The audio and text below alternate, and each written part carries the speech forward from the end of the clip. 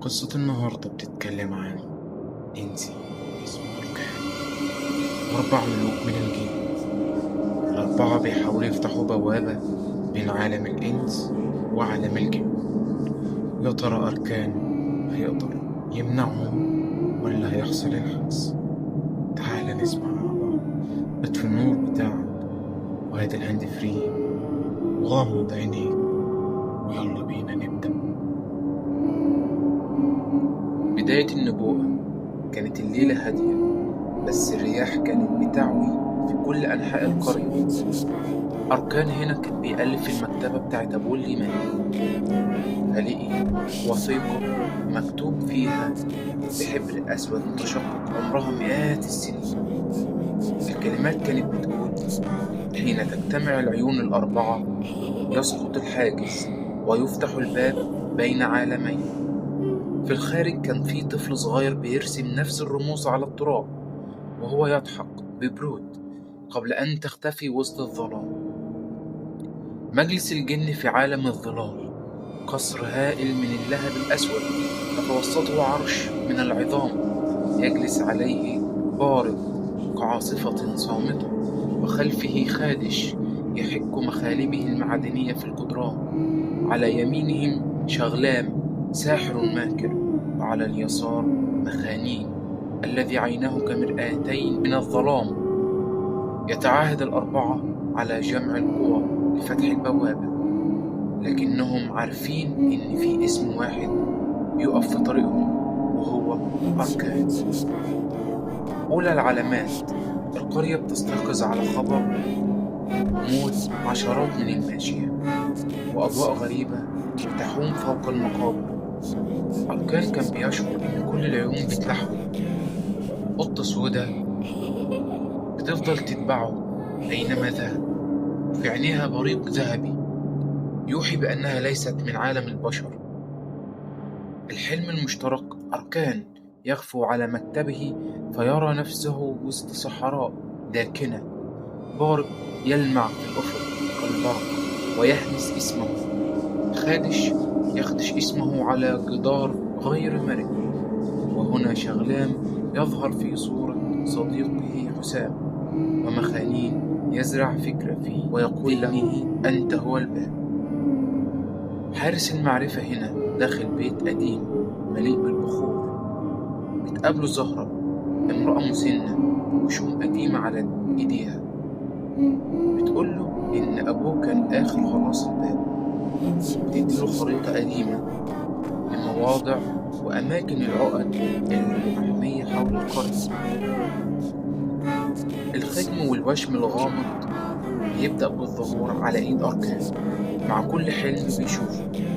شيخ القرية هنا بيقرب منه وبينبهه، لكنه ينهار ويموت قبل ما يكمل كلامه، وإيده بيشاور نحو المقابر.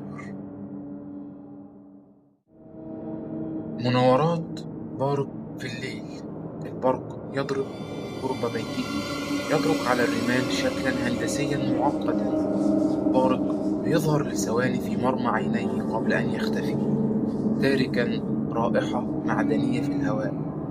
مخالب خادش كوابيس أركان بتتحول إلى جروح دامية حقيقية. بيجد على جلده كلمة اقترب مكتوبة بخط أشبه بخدش السكاكين.